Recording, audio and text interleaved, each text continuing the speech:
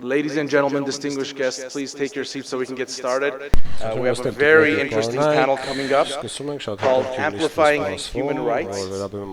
On our distinguished panel, we have Ara Ghazaryan. Mr. Ghazaryan is an expert on human rights issues. He provides expert opinions and advice to the Republic of Armenia state, public and private bodies, the media, and participated as an expert in the national, international conferences of the CE, EU, NSAID, UN, and other prestigious international organizations.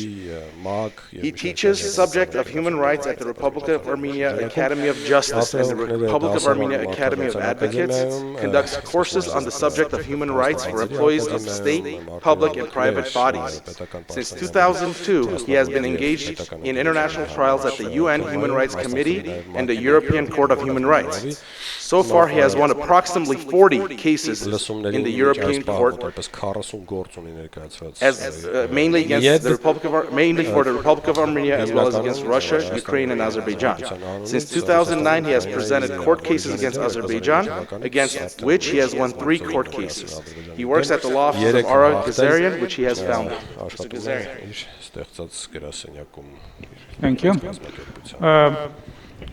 Well, I guess I need to speak about the cases that I represent currently in the European Court of Human Rights and the recent judgments, successful judgments that I received from this court.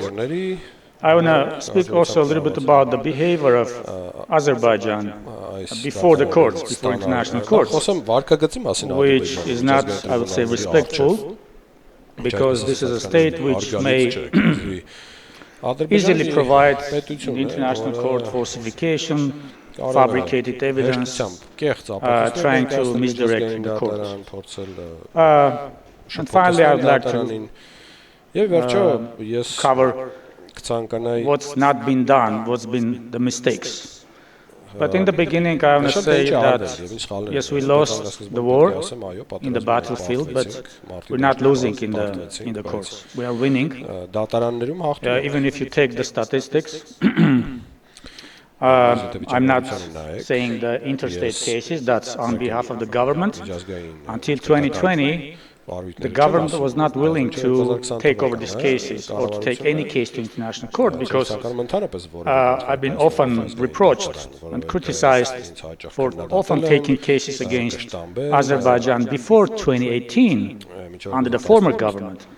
Because they're telling us that you are making problems for the Minsk group, for the so-called peace talks, and I guess that was the position of Azerbaijan. But since 2020, the government started filing the interstate cases, and we individuals now are kind of now in the background. But from 2010 to 2020, it were the individuals like me, lawyers and human rights defenders, not many, maybe 6 or 7, that are taking cases to European courts. What's been the strategy of Azerbaijan in those years? I already said filing fake arguments, fake evidence. The most recent judgment, which just came into effect in June, Narayan and others. That was a very interesting case. It was about interaction between IHL and human rights.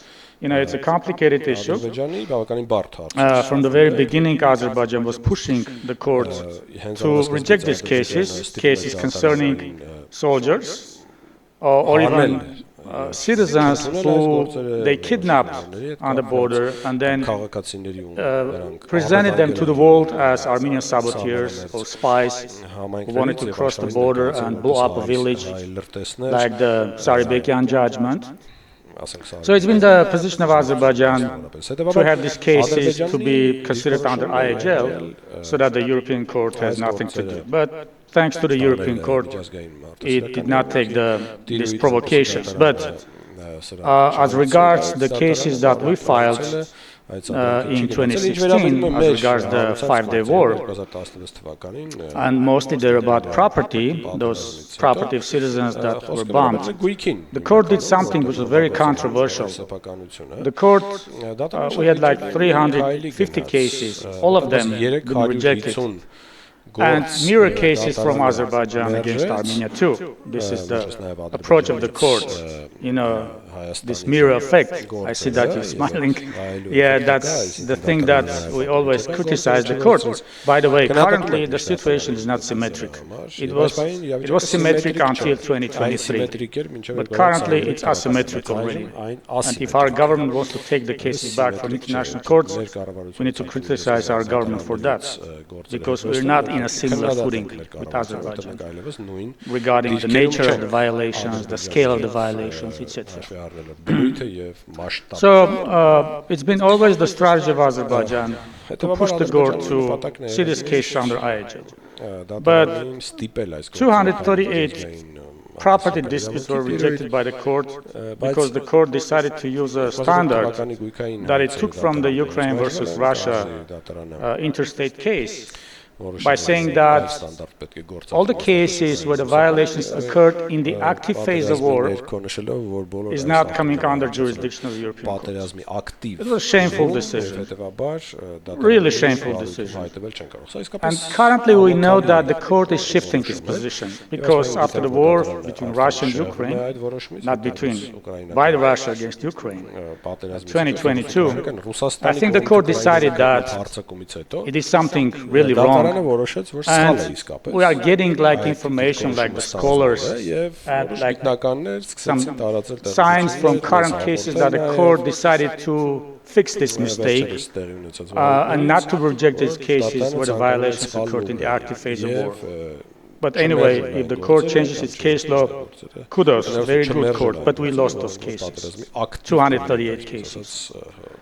And then we lost another about 150 cases, again property disputes, because those were evacuated without significant damage to their houses. Like when the bomb exploded not in front of the house but in the street. That was because the court exercised a high threshold about the significant or non-significant damage, but from the other hand, these people were evacuated because indiscriminate attack occurred against the neighborhood. So this is not a thing for which the court should be criticized. But enough criticizing the court. Anyway, this still remains as one of the most effective human rights courts in the world. I have so far had 3 successful judgments. I am expecting another 23 from the 2016 war. I'm sure that I'm going to win this, because these are about war crimes, about mutilation, killings, torture in prison of Sarbekian, for example, about solitary confinement for 3 years of Ara Ghazaryan, who was again a simple resident of a village, was again kidnapped on the border and then presented to the world as a saboteur. He was kept in solitary confinement for 3 years, and he had a disability under Article 3 that we had a successful decision. But again, I consider the most important case, Narayan case, in which the battle between IHL and human rights actually was won. And the court eventually decided that even if we're talking about soldiers who were on a military position, who were killed by Azerbaijani soldiers who got around the military positions, but those soldiers were killed while they're on a military duty, but they did not have a weapon. One was using the bathroom and the other was trying to pump a fuel in order to make breakfast. So this moves the case from IHL to human rights. Well, I'm sorry we have to deal with such kind of issues in order to convince the court that if the soldier is killed in the battlefield, it's not human rights, it's IHL. But we have what we have.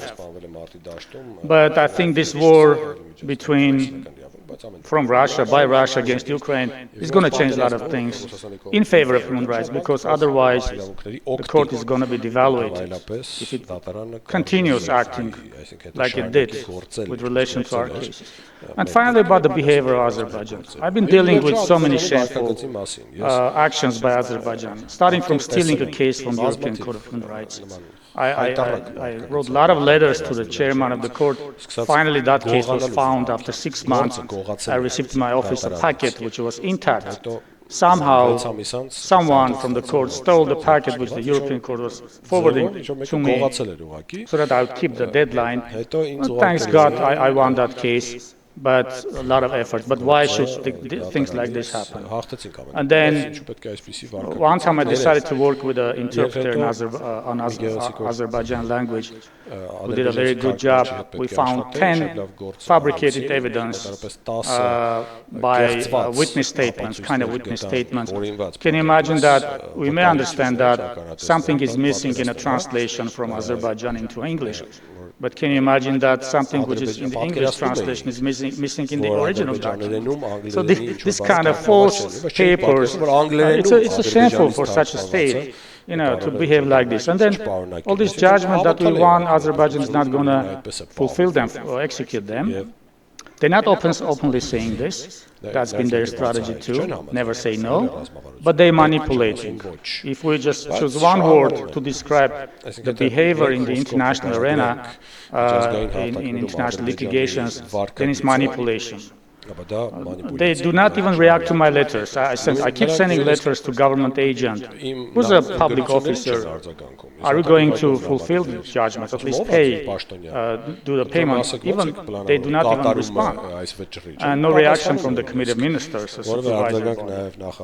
So I have only 10 minutes, I guess it's enough, but I try to give a summary in this 10 minutes. We have 8 judgments, other than the interstate cases. We have 8 judgments against Azerbaijan, and they have only 1 judgment against Armenia.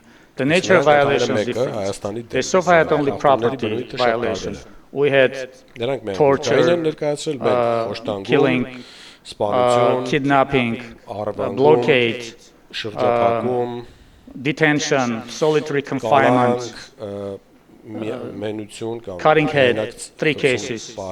No judgment yet, but we should. We're going to win this case. So if we compare the nature of violations, it's uncomparable. But it's very sad that international courts put a, equal mark between these cases and the approach. It's kind of a little bit to you and a little bit to you. But after 2023, I think something changed. The decision of the Parliamentary Assembly of asking Azerbaijan to leave the Council of Europe. And I'm sure the Council of Azerbaijan is going to leave the Council of Europe because it cannot do whatever the demands were so far against the state in the last 25 years. Again, 10 minutes very short. I just try to give you a summary. Again, we lost in the battlefield.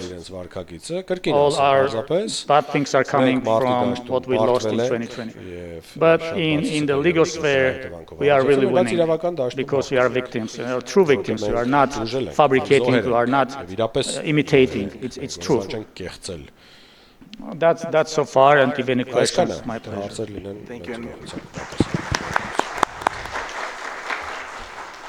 And hopefully, if there's any questions, please pass it along to our volunteers, and some of these issues we can elaborate on during the question and answer session. Moving on, I'd like to introduce Tamar Beria. Tamar Beria is the South Caucasus and Russian Program Manager at the International Partnership for Human Rights. She is a multilingual professional with extensive experience in human rights, women's rights, research, project management, philanthropy, and nonprofit leadership. Along these lines, she is passionate about promoting principles of gender equality, non-discrimination, diverse SOGIESC inclusion through the rule of law, human rights, and international development cooperation. Thank you very much. Good afternoon. It is with a great pleasure that I'm standing here and with a sense of intimidation with so many experts. Thank you so much for the CFTJ for me to have the chance to be here and to be listening to so many amazing professionals talking about the topics that are completely new for me because I represent a human rights organization, and so far human rights accountability have not been so central to our work, but we had to be putting it more central to the work that we do. I am not a lawyer, so I apologize in advance for if I'm going to make any kind of mistakes in the legal proceedings and the legal terminology that we employ in our work, what we do, but I do believe in the holistic approach of human rights, and I believe that the way to restore the justice, law is a very important part, but it's not only law that matters. I'm speaking here on behalf of International Partnership for Human Rights, IPHR. It's an organization headquartered in Brussels and has 2 regional offices in Kiev and in Tbilisi. The fact that we only have 2 regional offices means that we have partnership at core of our heart, and it really means that we put priorities, and our sole mandate of existence is really what our partner organizations on the ground, like DDF, the one that was presenting in the morning, and other partner organizations in Armenia and other countries are doing. So supporting their works and adapting our regional as well as country strategies is the way we do our work. I'm a Georgian myself, and seeing the images last September, it was seeing the images of people flying, leaving Artsakh, leaving everything behind, children. It was especially hard. It was especially hard in a way that, like, the only fact that these images were taken recently, what was giving away was because they were colorful or, let's say, newer cars. But these images could have been easily taken in 2008 South Ossetia or in the 90s Abkhazia. The third part, and of course other conflicts from the region, and I'm going to stop here because I think it's too painful to mention all of them.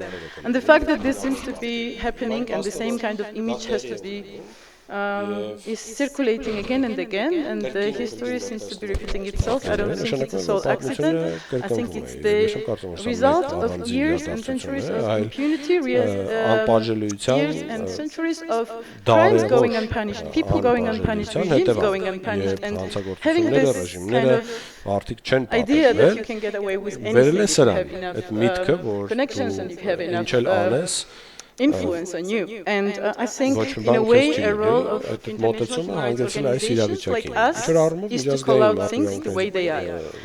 What I will be referring to today, and as I will be presenting today, is the accountability strategy that IPHR employs in its work.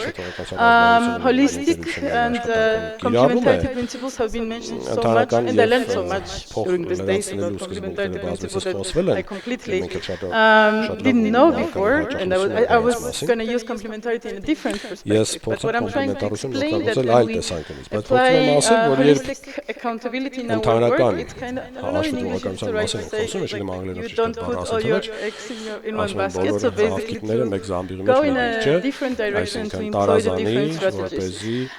The strategy that we currently use is dividing the events connected to Nagorno-Karabakh in 3 times, three temporal scopes.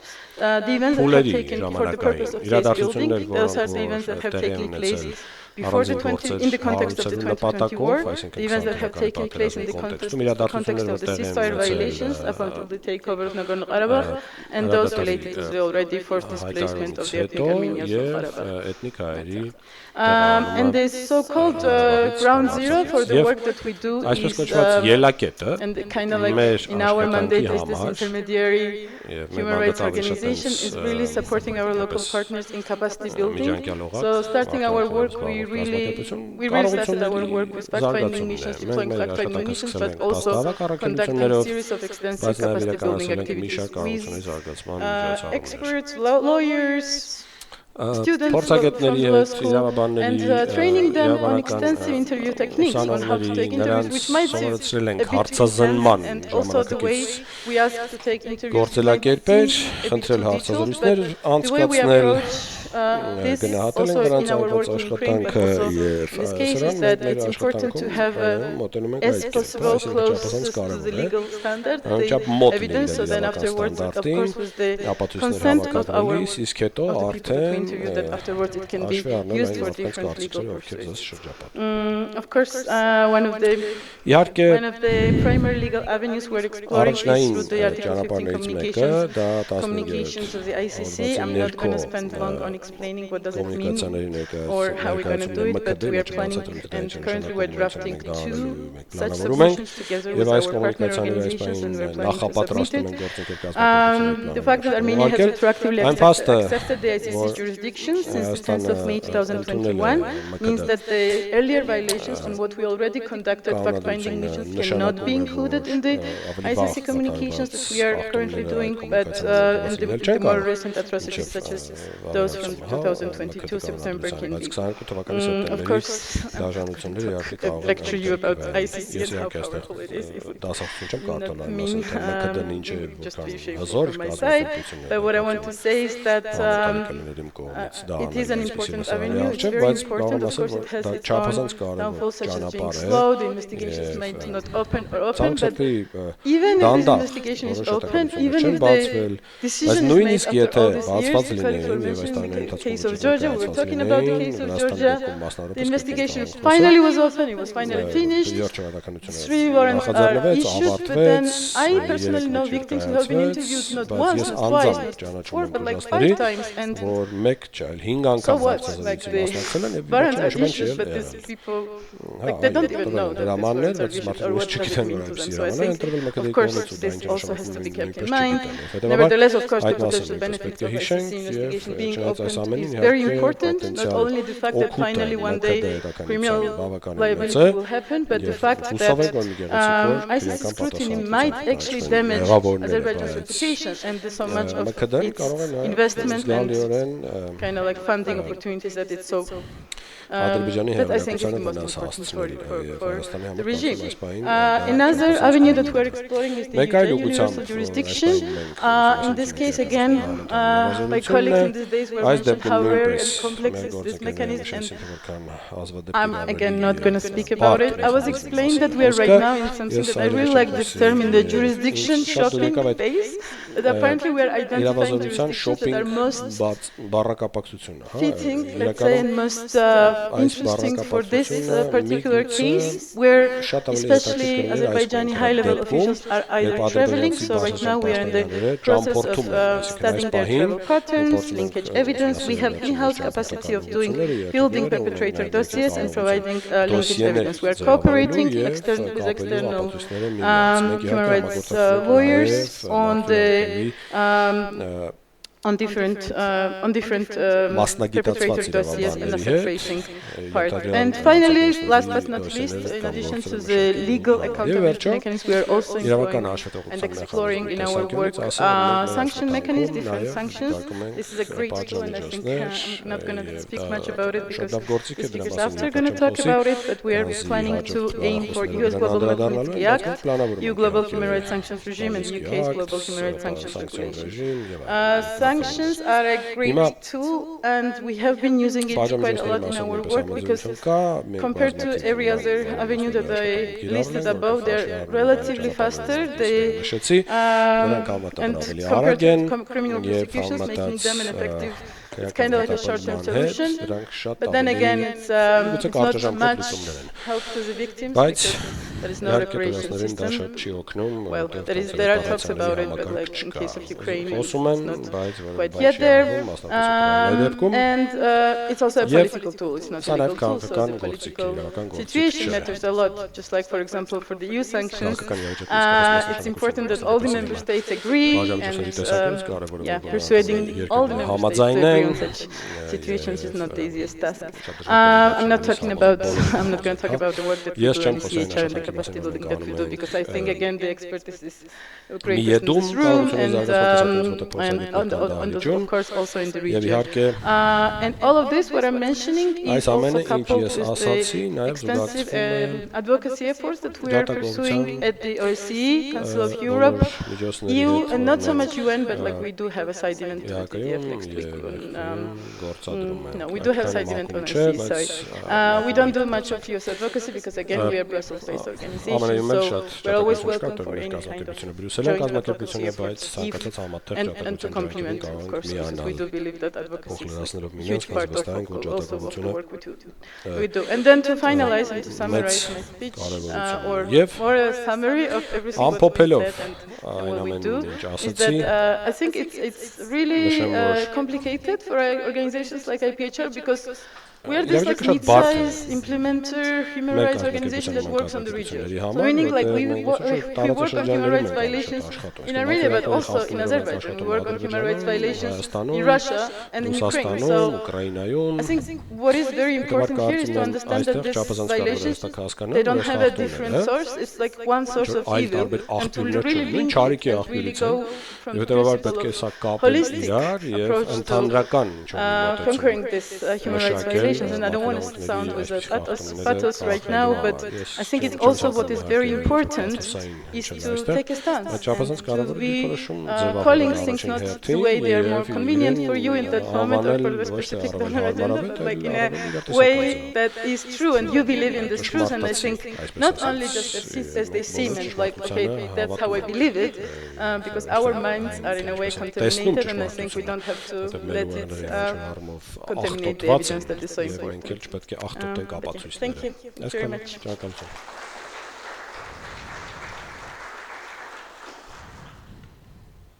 Thank you, Ms. Beria. Next, I'd like to introduce Ms. Leto Cariolou. Ms. Cariolou is a specialist in human rights and criminal law. She has substantial experience in representing applicants before the European Court of Human Rights at all stages of proceedings, including Grand Chamber hearings. Ms. Cariolou has more than 13 years' experience providing advice in cases before the International Criminal Court, the International Residual Mechanism for Criminal Tribunals, the International Criminal Tribunal for the former Yugoslavia, the International Criminal Tribunal for Rwanda, the Special Tribunal for Lebanon, and the Kosovo Specialist Chambers. She has acted as an expert in human rights for various international organizations, including the Council of Europe, the UN, the Organization for Security and Cooperation in Europe, and she was called to the bar in Cyprus in 2003 and England and Wales in 2007. Cariolou?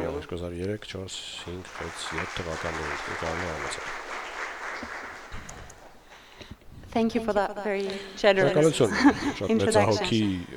First, I would like to sincerely thank the CFTJ for having me here for the invitation and for receiving us so warmly. I was amazed to experience how many things we share, Armenians and Cypriots, and perhaps it is on these things, on these shared challenges, if you like, that I would like to focus next 9 minutes of my presentation. And I would like to focus and give you an overview of the litigation that we've had in Cyprus before the ECHR, and focus particularly, which I believe is the most relevant aspect for our discussions here, on the right to return. This is very complex, so I'll just give you a few highlights, which I hope would serve as food for thought. I do hope that the precedents that were set in the Greek Cypriot, if you like, litigation would be useful for Armenians and the people of Artsakh in particular, and that hopefully relying on this bitter, if you like, litigation, you will hopefully achieve different results than what we have achieved so far. But first, and apologies for those who are very familiar with the conflict in Cyprus, I would just like to take you perhaps to the origins, 1974, that's when we had the Turkish invasion of Cyprus.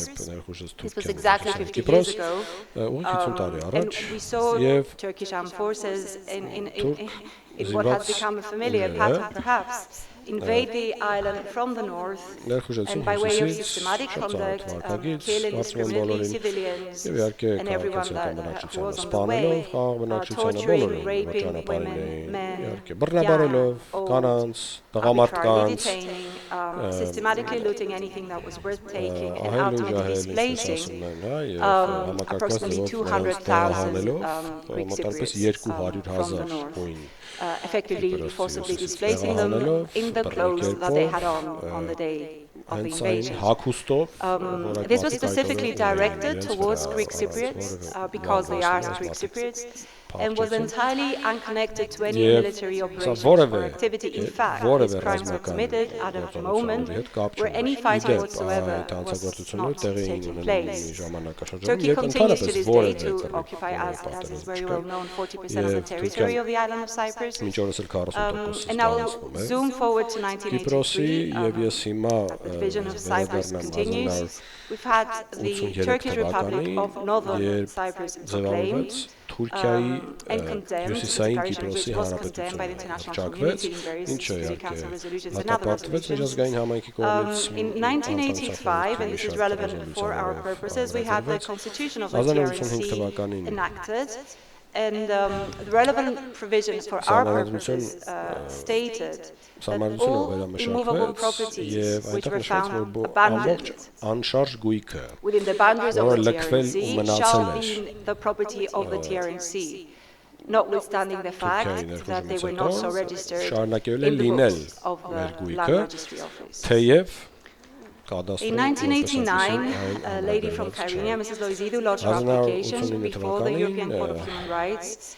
Her submissions were endorsed by the government of Cyprus. And she argued, as is very well known perhaps, that she was denied access, that the fact that she was denied access to her property since 1974 and could not go and had no access to this property constituted a continuing violation of her rights. She stressed that the 1985 constitution of the TRNC was invalid under international law because its origin lay in the illegal use of force in Turkey, and also because it set out the policy of the Turkish authorities, which was based on racial discrimination. In 1996, we had the judgment of the Court on the merits of the case. The court upheld Mrs. Loizidou, complained and agreed with her that she was indeed suffering and continuing violation of her right to property. And this was a milestone. This was the first time that this right of continuing violation of the right to property was recognized. In 2001, we had the judgment, which is relevant again for our purposes, in the fourth interstate application by the government of Cyprus against Turkey. Multiple violations of the convention, but again, the court reiterated its finding as to the continuing violation by reason of the official policy of physically excluding all Greek Cypriots from returning home. The court also found the violation of Article 13, and this is important due to the absence of a remedy for displaced Greek Cypriots to exhaust domestically. Turkey listened, and a purported remedy was introduced in 2003. The effectiveness of this remedy was examined in the context of the Xenidis arresti case, and in 2005 we had the judgment of the court on the merits of this case, in which it found that the 2003 remedy was ineffective. It upheld our arguments, and it upheld and reiterated that the continuing violation of the right to enjoy the applicant's home and property was violated, continued to be violated, if you like. It also gave clear indications to Turkey as to what an effective remedy looks like. And these indications were taken on board. And following the Xenidis arresti judgment, a law was enacted in the TRNC setting up the Immovable Property Commission, which is a mechanism, another mechanism, for compensation, exchange and restitution with the mandate to deal with Greek Cypriot property claims. Now, the effectiveness of this remedy was at the time heavily contested. It was assessed by the court in the Dimopoulos case, which was issued in 2010, and I urge everybody in this room who hasn't read Dimopoulos to please take a moment and read it. It's very useful for Armenians to know. The court effectively rejected our submissions that the IPCs did not and could not be considered an effective remedy, holding that it provides an accessible and an effective remedy framework, an effective framework of redress. And I emphasize the word framework because that's what it was, framework. Nonetheless, it was found effective. I would like to perhaps highlight how the court dealt with our argument that the IPC had an extremely restrictive approach towards the issue of restitution. The court noted, and this is important for Armenians, I believe, that it dismissed the Turkish government, the government's argument of an instantaneous expropriation of property. And therefore, the applicants only complain for and request compensation for loss of use. The applicants in this case have never complained of loss of the property. And this is important for Armenians as well. And the reason, of course, is that it has remained our position that the Greek Cypriots remain the lawful owners of their homes, and we don't accept that these have been expropriated. So always our claims have been for loss of use. I would refer you to paragraph 111 of the Dimopoulos decision, and for what it's worth, I'd like to read what the court has stated in this regard about the argument of the applicants focusing on loss of use. The court stated this has led to the situation that individuals claiming to own property in the north may in theory come to the courts indefinitely to claim loss of rents until a political solution to the Cyprus problem is reached. At present, the court continues, many decades after the loss of possession, property has in many cases changed hands by gift, succession, or otherwise. Those claiming title may have never seen, may have never used the property in question, and the issue arises to what extent the notion of legal title and the expectation of enjoying the full benefits of that title remains realistic.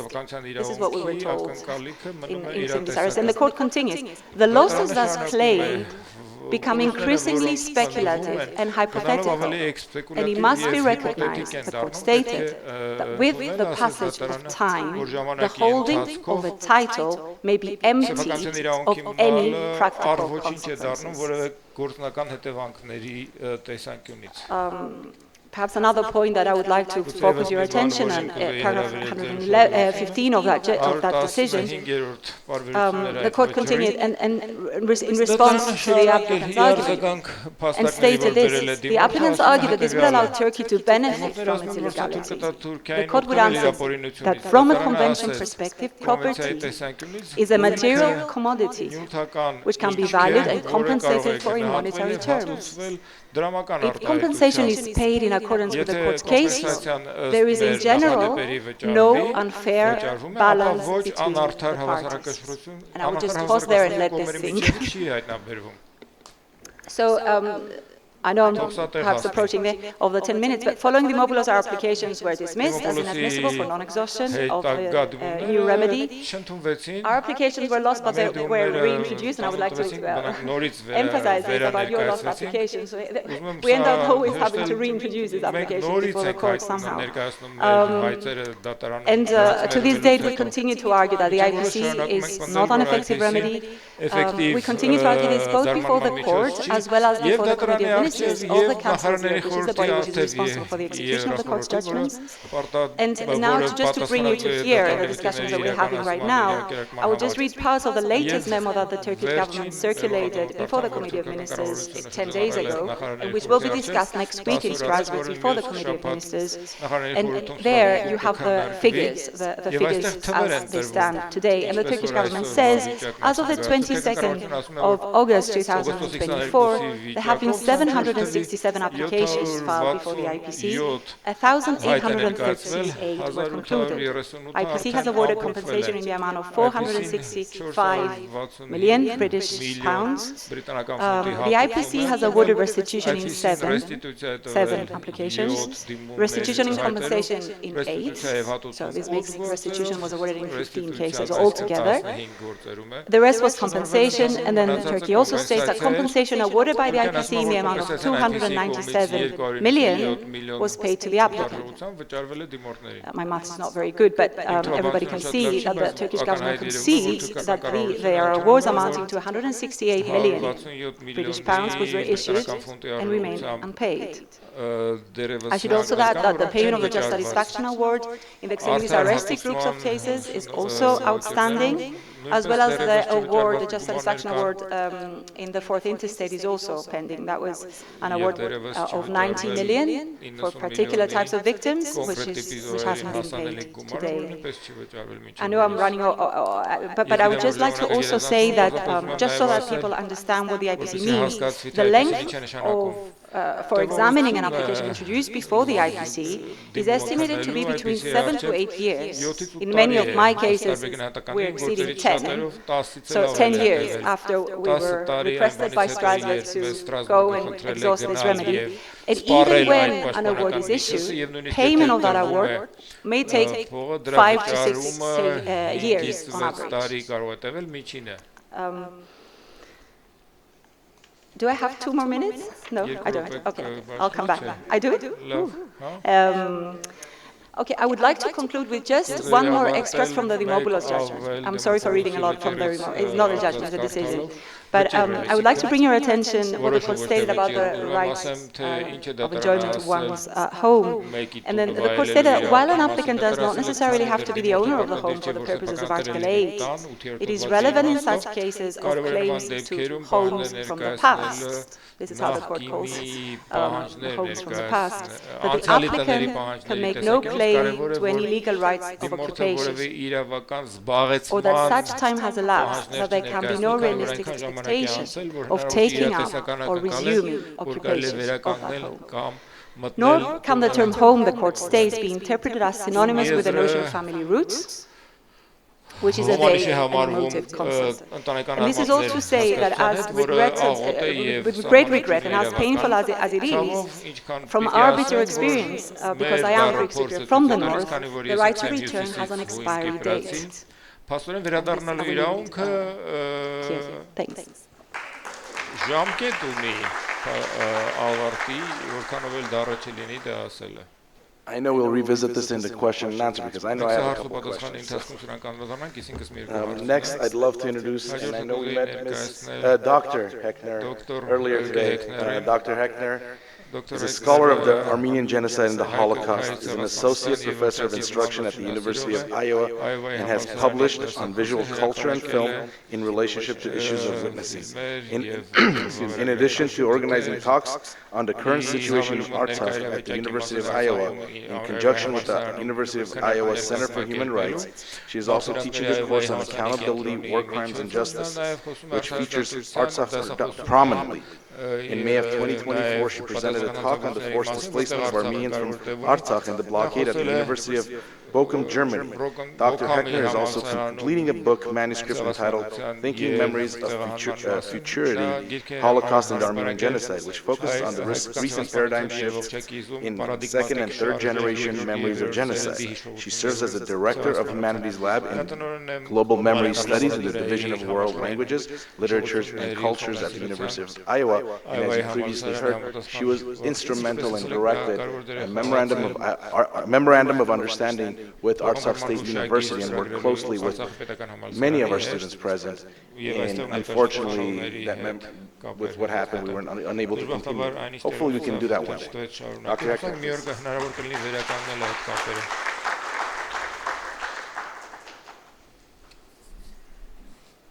Thank you so very much for your kind introduction. And it is such an unbelievable honor and privilege to be here for the third year, Gasha and CFTJ. Thank you so much for your phenomenal and transformative work. And I just want to tell you, my students from my first spring class on Artsakh, really want to get involved, so we'll chat about that.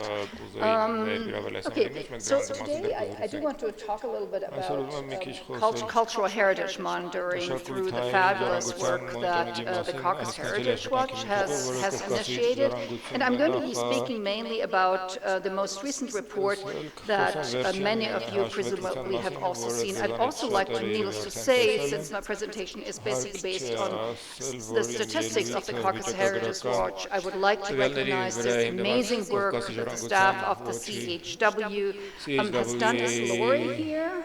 Lori, who's with Caucasus Heritage Watch? Well, she was cited 2 days ago, but I guess she's not here right now. So, how do I advance this? Just slide it? This is a touch screen. Just slide to get the slide. Okay, click it. Okay, no problem. All right, let's go. How does the clicker work? Well, I think I just...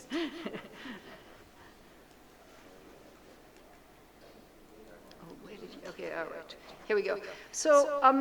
So one of the things Caucasus Heritage Watch noticed was there was a dramatic acceleration of the destruction of cultural heritage, mostly churches, cemeteries, and schools in Artsakh after the forced expulsion of Armenians. And that is really, really disconcerting. Since the number of destroyed heritage sites increased by 75%, which is huge, right? And there has been a 29% increase in sites considered as threatened. So what I'm interested in is taking the report by the Caucasus Heritage Watch as a jumping off point for, I would say, actionable, smart intervention, right? Not as an end in all, not as an end in all report. So what I would argue is that we do need to move from the excellent documentation of the destruction and threat to cultural heritage sites in Artsakh to using the evidence collected by the Caucasus Heritage Watch for various strategies of intervention. Legal, as CFTJ has done through its April submission to the ICC as an important step in establishing that what's at stake is the erasure of cultural heritage that's been ongoing, and that the continuing destruction constitutes cultural genocide, along with various other Azeri measures to eradicate traces of Armenian identity, right? And these interventions, smart intervention strategies, I would argue should happen both in the legal sphere, public sphere, and also in civil society. So this is the next slide shows you here sites that since fall of 2020 have been destroyed. And again, I'm relying on Caucasus Heritage, the Caucasus Heritage report.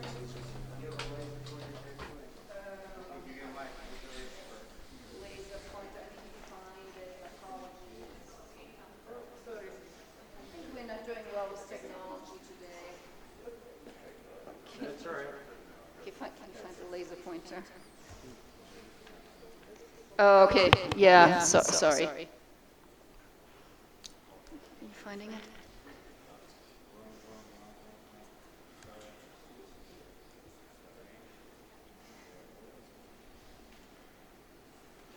This always happens, you know, we're just used to it. Oh, so now we have the laser pointer, but we don't have the proper slide. That's okay.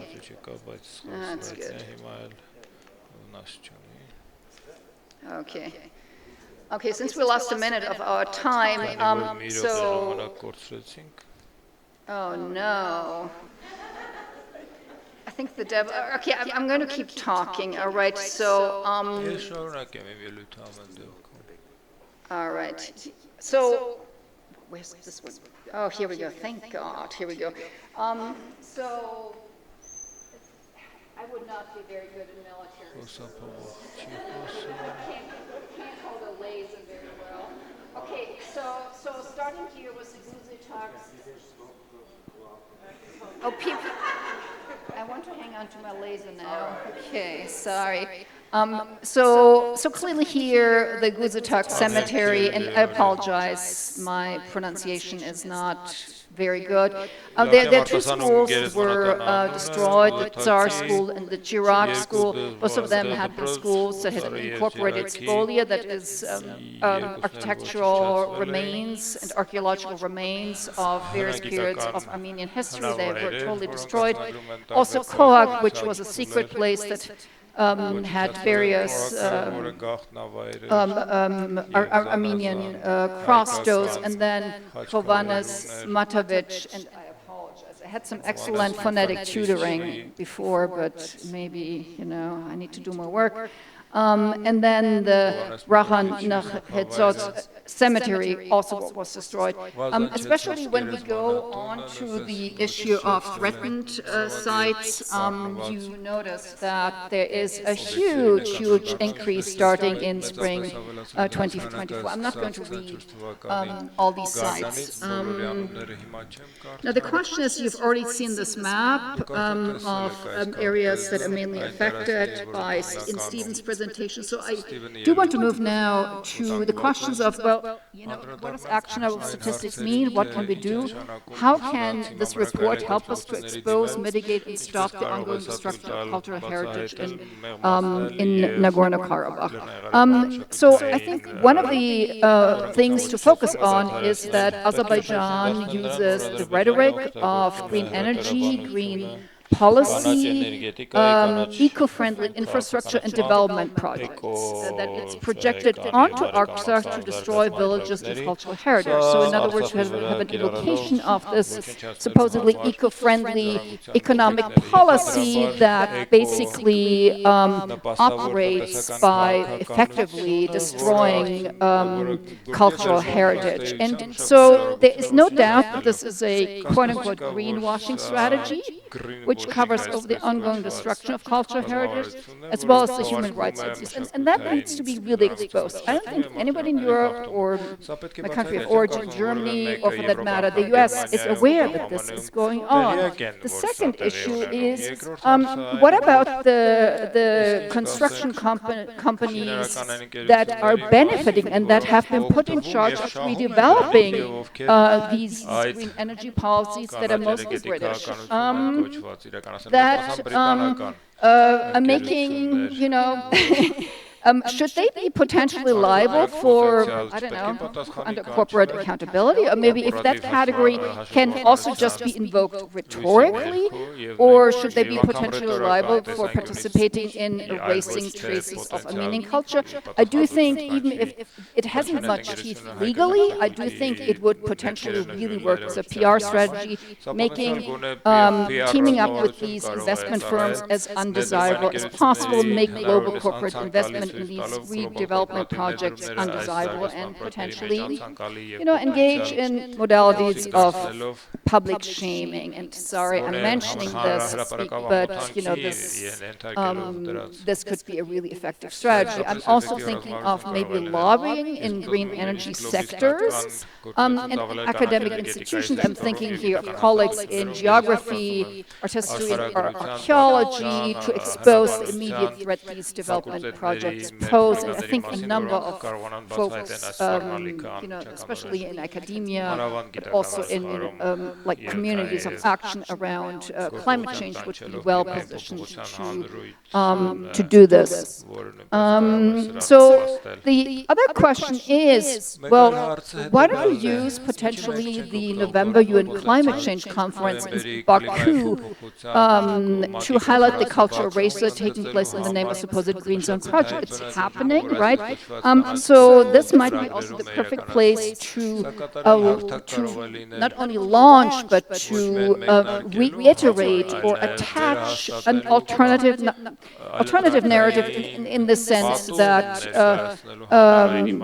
one could use this as an occasion for making a PR impact, expose Azerbaijan's greenwashing strategy before, during, and after the event through different media strategies. I understand that CFTJ has already sent a letter, but I also do think that this may be the time for more grassroots involvement, to team up with the infrastructure of US and global climate activists to ensure that progressive green policies are not implemented at the expense of the intentional erasure of cultural heritage.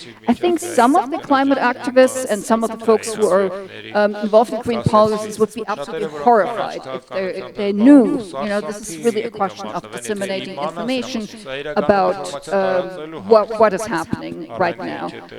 Potentially, organize some protests by various stakeholders during the conference event that highlight how COP29 has enabled the acceleration of the destruction of cultural heritage. And that could be potentially even launched. And I'm thinking, of art students. Where I am at, it's an art school. We do many projections. These could be projections of destroyed buildings, of heritage sites on public buildings in different cities in the US. It could be potentially a broad coalition among schools of art and art history, archaeology, and I'd be happy to also look into that. So these are just kind of like off-the-cuff non-legal intervention strategies. And here are some images that you may be familiar with of destroyed cemetery, the old Rachel, help me out. Yeah, thank you. Cemetery in the city of Shushi, the Sorb Chovanes Matrich Church of Shushi, apologies. And then, needless to say, the kind of like mosquization of Christian churches. Here we see another destroyed site. So this is, and we're also talking about the fine arts sculpture garden that has been destroyed at various cemeteries in Chachkaz, and then monasteries that are under threat. So basically, I guess what I'm proposing is, let's get moving on actionable, smart interventions, potentially around the upcoming COP29 conference. Thank you very much.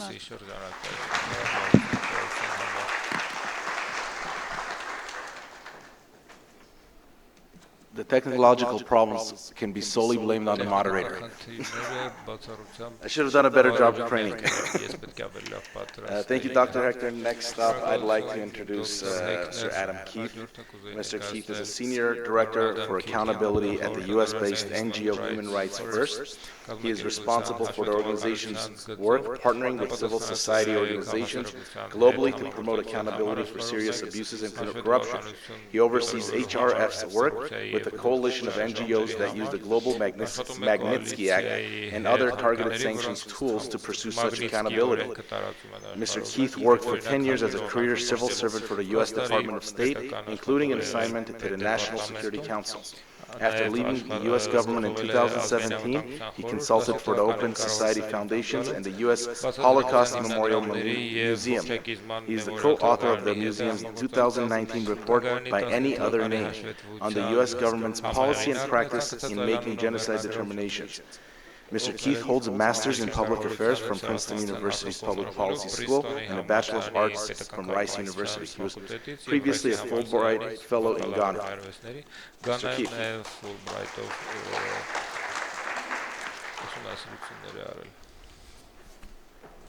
Thank you. I'm sorry, I don't have a pretext to make use of the laser pointer. Just to start, say, as everyone else has, thank you to the fine team at CFTJ for the invitation to participate in what has been a really informative and inspiring conference. Human Rights First, the NGO that I work for, is based in DC and New York, and since 2017 we have co-organized a coalition of NGOs around the world that are interested in advocacy for what's often called Magnitsky sanctions, meaning targeted sanctions for human rights abuse and corruption. I'll talk a bit more about what that means. These are not, though, a justice mechanism in the criminal sense, as most of our discussions have focused on. These are a policy tool that governments that have them can use and that civil society can sometimes mobilize to impose, as a way of imposing consequences on human rights abusers and corrupt actors who might not otherwise face any consequences. Just a key point, I think, is that governments that have these tools have made almost no use of them in the Southern Caucasus context, and not at all on something in connection with Nagorno-Karabakh or Artsakh. Sanctionable abuses have certainly been committed in that context, and we would be happy to work with NGOs in ways ranging from just explaining how sanctions programs work, to sharing our public advocacy resources, to partnering together on specific sanctions recommendations in specific cases against identified perpetrators. So I will try to quickly cover what are sanctions, what kind of abuses can they cover, what impact have we seen them have, how they've been used, and what civil society can do. All that in the next, I guess, 8.5 minutes. When I talk about targeted sanctions here, I'm not talking about sanctions in the general sense of punishment. So I'm not talking about the kind of foreign assistance cutoffs that are triggered like by Section 907. What Magnitsky sanctions usually refer to is some combination of an asset freeze, a ban on transacting with the sanctioned persons, and a ban on a visa ban, an entry ban for the sanctioned persons who is unable to enter the sanctioning jurisdiction. Again, these are discretionary tools, so whereas some legal restrictions that the U.S. have, like the Leahy law, are supposed to be triggered automatically, with targeted sanctions, it is up to the Treasury Department and the State Department whether to impose them, on whom, and when to impose them. Usefully, though, Congress directed the executive branch to consider information from NGOs when it's implementing programs like and that act triggered in 2017 the creation of the U.S.'s primary targeted sanctions program for human rights abuse and corruption. It covers abuse or corruption anywhere in the world, certain forms of it. The details of what the sanctions program covers vary from jurisdiction to jurisdiction. There are several. I'll focus on the U.S., but other major Magnitsky jurisdictions include the U.K., the EU, Canada, and Australia. And we have counterparts in our coalition who have specific expertise on those authorities. In the U.S. context, what Global Magnitsky covered, what abuses can be sanctionable, is a category of conduct called serious human rights abuse. It's loosely defined. I'm happy to talk more about what its roots are, but it generally covers abuses involving physical violence against the person or deprivation of liberty, so arbitrary detention. And it can cover various forms of involvement in those abuses, ranging from direct participation as the trigger puller to the leader of a unit or entity that carries out this kind of abuses. It would not cover the crime of aggression, violations of sovereignty. It is limited specifically to human rights abuses. In terms of the impact that the sanctions have, we always stress that this is not a silver bullet, and the impact always varies depending on the context. I think one of the more sort of the bare minimum kind of impact that we see from sanctions is that groups that have advocated for them, victims, activists, often at least appreciate them as a show of solidarity with them for the abuses or corruption that they've been victimized by. In some cases, we have seen Magnitsky sanctions prompt action by national law enforcement authorities who had been turning a blind eye to the sanctions act, but then, under the scrutiny of the sanctions, investigate, fire, prosecute people involved in them. We have seen these sanctions help sustain attention on the cases of particular political prisoners. In some cases, we have seen behavior change by the perpetrator. I would stress that's probably the rarest form of impact. We also think about the impact that NGOs have on these governments' use of these tools, which always involves a bit of a black box. Like, these governments keep their decision making close to their chest, at least in the final stages, even if they're willing to consult with submitters in an earlier stage of the process. We have, over the last few years, said that about a third of the U.S. government's Global Magnitsky sanctions have appeared to have a basis in recommendations from civil society that we're aware of. I will say we just organized a letter last week from the coalition complaining about the U.S. government's a decline in the rate of use of Global Magnitsky, as well as an apparent decline in the responsiveness of the tool to civil society input. So that's a concern that we have and continue to press on. Just quickly to talk about how the U.S. government has used its tools. The Global Magnitsky Program they've used to sanction more than 500 targets, individuals and companies spanning all regions of the world. We often stress that some of the most impactful sanctions that we have seen have been those that targeted individuals or entities in friendly countries, countries that the US is close with, security partners. Happy to talk about specific cases in the Q&A if that's of interest. We have also documented a pattern of selectivity and omissions where abusive or corrupt security partners are often largely or entirely omitted from the implementation of the program. And I think you can see that dynamic at play with Azerbaijan's omission from the program. No Azerbaijani officials have been sanctioned specifically under the Global Magnitsky Program. I don't know this case well. There was a sanction in 2022 under a separate authority that the State Department runs specifically for visa sanctions involving gross violations of human rights that targeted an Azerbaijan official for his involvement in detainee torture. I believe it was domestic in Azerbaijan for something that happened in 2015 and 2016. So I think that case shows that a sanction against an Azerbaijani official can be done politically. I don't know. I don't have a sense of what the impact of that sanction or what his perception was. I would be happy to hear from folks if you have. Just lastly, in terms of what civil society can do, the Treasury Department and State Department, as well as the other Magnitsky jurisdictions in other countries, are generally in practice of receiving recommendations from NGOs that are either submitted publicly or confidentially. We, Human Rights First, and our partners have developed public templates and other resources to help guide and inform NGOs who are interested in making that kind of formal submission, formally recommending a specific individual or entity for sanctions. We are aware of some submissions that have been made with respect to this, the regional context and have not been acted on. I wouldn't conclude from that it's not possible that governments would act on them.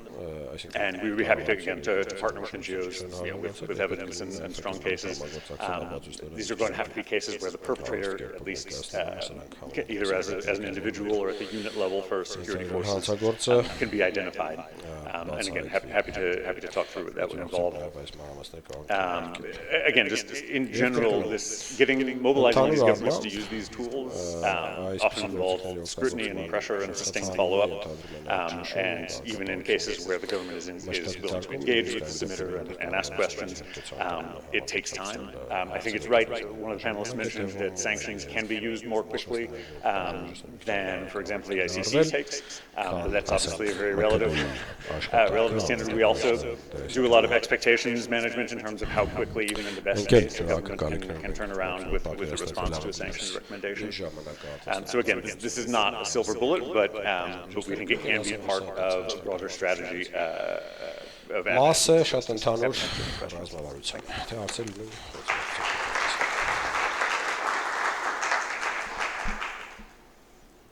Again, I would encourage if you have any questions, please pass it to one of our volunteers.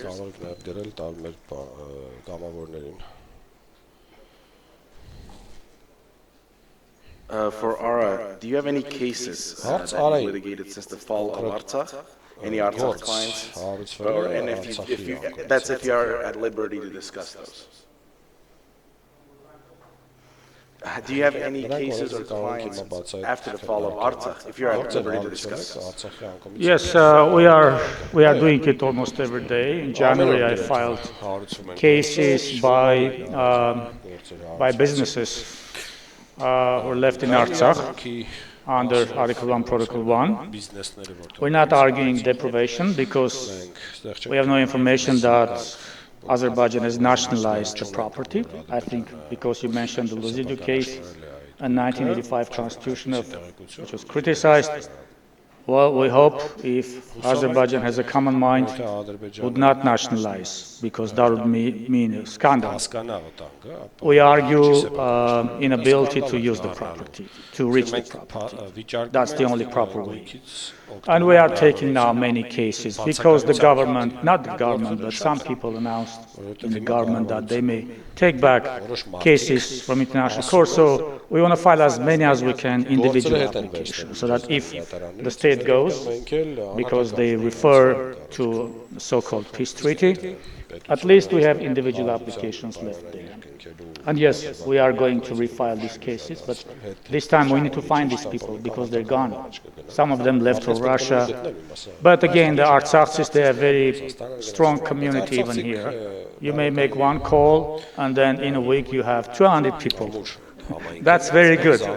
But this community is disappearing, their unique language, their unique culture. But again, yes, we are doing it on a regular basis, but we need more people to help us. Thank you.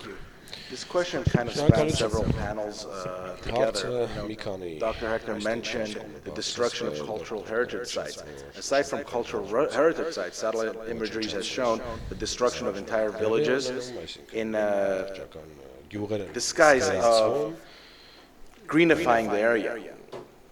I'll ask Ms. Cariolou, would you like to comment on that and the remedies available for such disguised destruction, whether it would apply towards loss of use or just pure taking?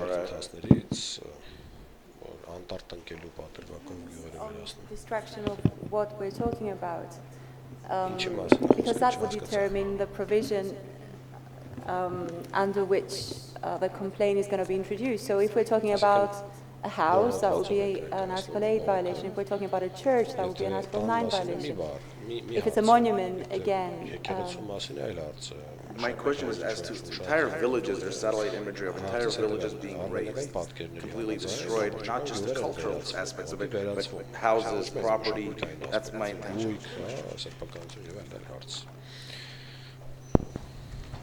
I mean, that's what we have, and I'm afraid that this is it. I mean, the right to home, the right to property, the right to protection of sacred places and monuments.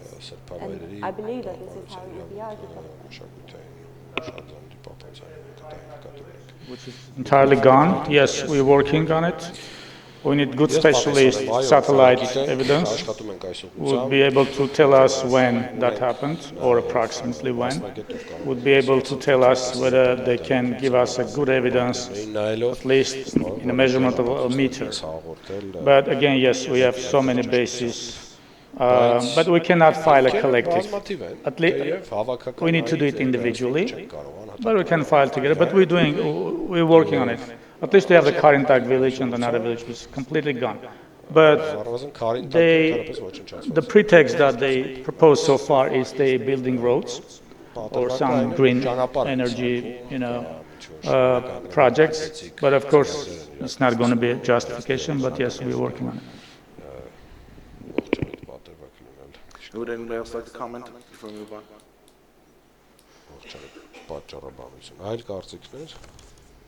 With regards to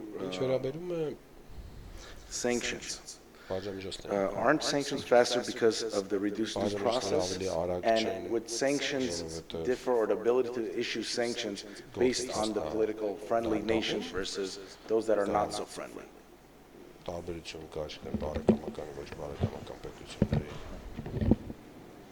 Sorry. Yeah, sorry, was the second question just... Are they used differently for friendly and unfriendly countries? Yes. So yes, absolutely. I mean, it's not quite a black and white picture. I mean, I think we wouldn't have a lot of interest in this program if it were only used to target U.S. adversaries in the U.S. context. I mean, partly because there are already country-specific sanctions programs in place for Russia, Iran, Venezuela that are already quite extensively used. I mean, the novelty of global Magnitsky is that it can fill these gaps, cover any situation in the world outside the United States. And as I said, like a lot of the most impactful sanctions that we have seen involve friendly countries. So there was a visa ban imposed on a allegedly corrupt Ukrainian judge, and within that visa ban, within a week, prompted the legislature to adopt legislation reforming that judge's court that had been pending for years. It's not always that, like, quite cause and effect, but there have been cases, again, usually involving friendly governments, where for corruption or human rights abuse, the sanction prompted action. So, if anything, that makes it more frustrating to see the patterns of selectivity, which again are not complete, but we produced a report, for example, in 2022 that included case studies about countries where sanctionable abuse and corruption are definitely taking place, and where no one has been targeted using Global Magnitsky. The case studies that we did range from Egypt to the Philippines to India to Mexico and Equatorial Guinea for corruption. We could also have done case studies on Rwanda, Israel, Azerbaijan, probably Nigeria. So there is definitely a problem of selectivity and omission. It's one that we prioritize trying to chip away with, and I think we have seen some progress at the margins. Again, partly, I think our strongest argument there to the government is that this tool is most impactful in some of the situations, but it has the potential to be most impactful in some of the situations where it hasn't yet been used. On the question of due process, I mean, yes, targeted sanctions are an administrative or regulatory tool, not a judicial or a criminal one. And so it's the executive branch that is assessing the evidence. There are channels by which sanctioned individuals or companies can challenge the sanctions imposed against them. Those include administrative petitions, as well as lawsuits. I mean, these have been challenged in federal court, sometimes with success, sometimes not. I think it is a challenge. Like it is. I'll say U.S. courts are very deferential to the executive branch on national security matters, but the Treasury in particular is facing tough challenges to these sanctions, sometimes from wealthy individuals who've been accused of corruption, and sometimes those challenges are successful. So I wouldn't, there are ways to challenge the sanctions when they're imposed on a perpetrator. And similarly in that line, do you know, in your experience with the State Department, do you know if there's a policy or practice in determining the legal definition or what terminology to officially adopt for the atrocity event for the forced deportation of 150,000 ethnic Armenians from Artsakh? Is the question, has there been that kind of review, or what the process is? What is the procedure of defining it, and has there been a definition? With respect to Artsakh? Yes. Right. So, I think in my bio you mentioned I co-authored a report for the Holocaust Museum about, it was, I think, written in 2018, published in 2019, so obviously a lot has happened since then. But sort of laying out the practice, and it's not a policy. Like, the U.S. government has developed, habits and practices over time in making these kinds of determinations, usually about genocide, although increasingly about crimes against humanity and war crimes. Sometimes also about ethnic cleansing, despite the fact that that term doesn't actually have a basis in legal instruments.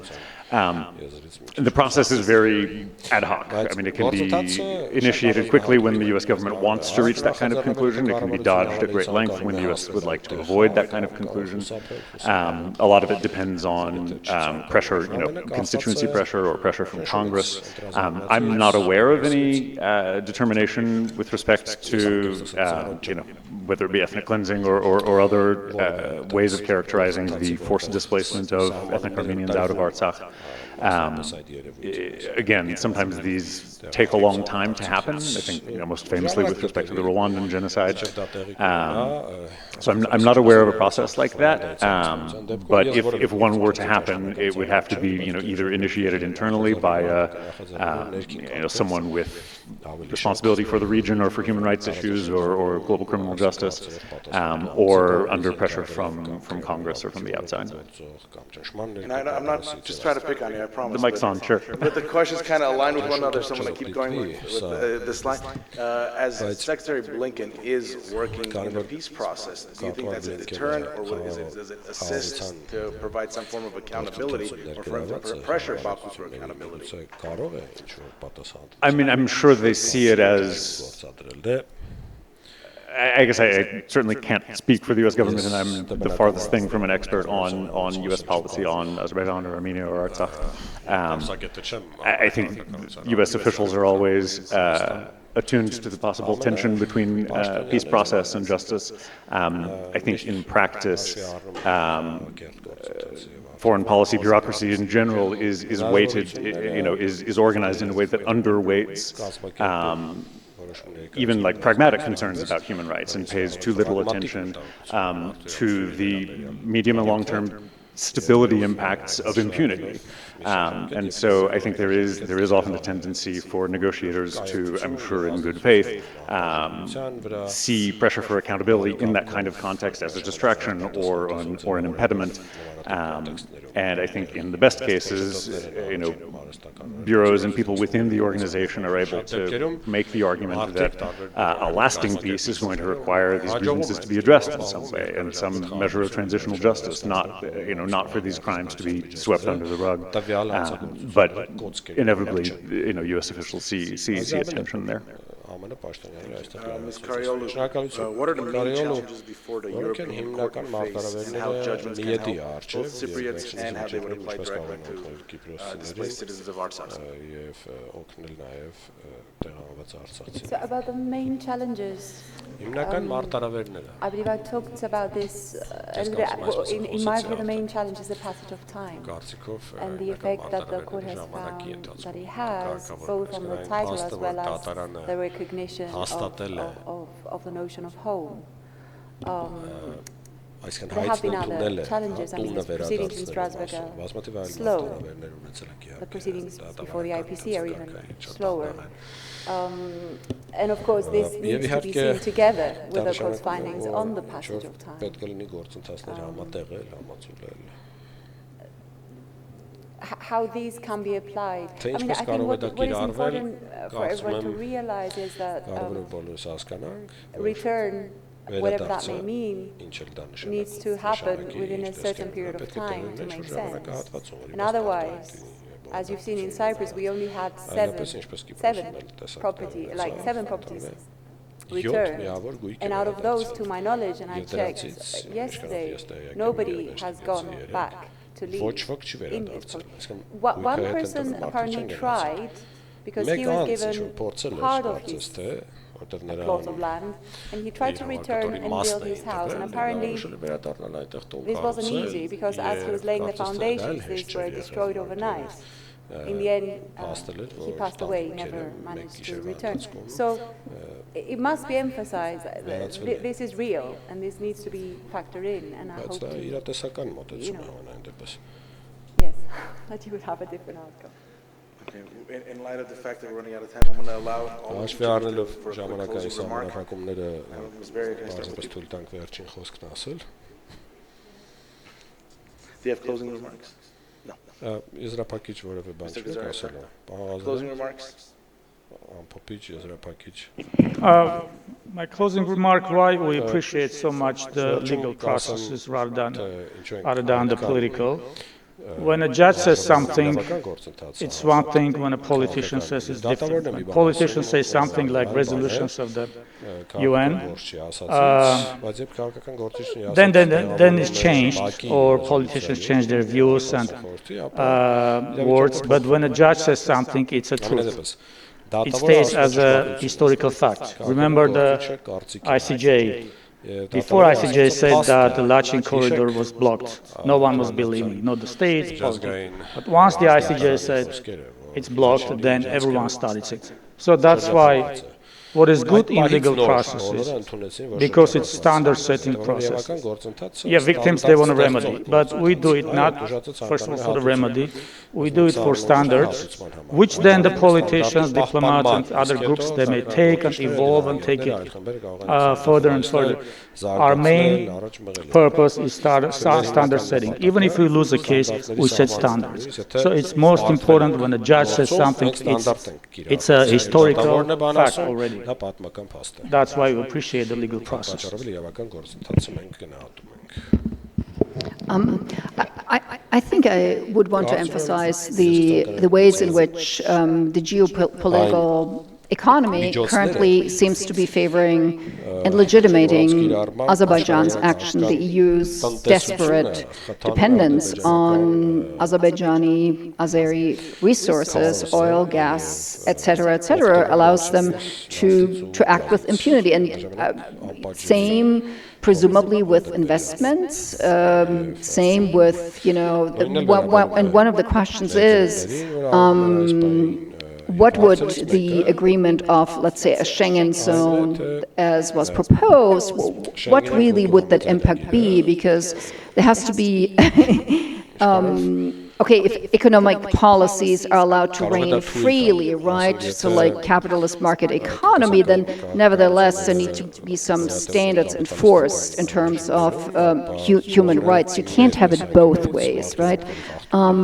So I'm wondering, but who's going to be setting the new frameworks? So I think we also need to be thinking about economic impact, and geopolitics. Yeah, and I would just add, like, in the context of trying to change governments' foreign policy and mobilize, the clout of governments to promote accountability, like, geopolitical factors are real. At a minimum, they exist in the mind of senior officials, and that's enough to make them real as a counterweight to other, to human rights and accountability objectives. But outside pressure matters and has the potential to shape decisions and inform internal debates in ways that are hard to anticipate from the outside. Like, obviously, the documentation work that CFTJ and other Armenian groups are doing matters whether or not it changes any government's behavior, but it also has the potential to do that, and just urge you to keep at it for all those reasons. So what I would like to agree with what Mr. Ghazaryan has stated, that it's very important to set out the precedent and the principle, and it is certainly on the Loiziru principles that the discussions on the solution of the Cypriot problem are taking place. But given the number of lawyers in this room, what I would like to emphasize is that these cases require creativity. And it's not only the ICC and Strasbourg. We've got other possibilities.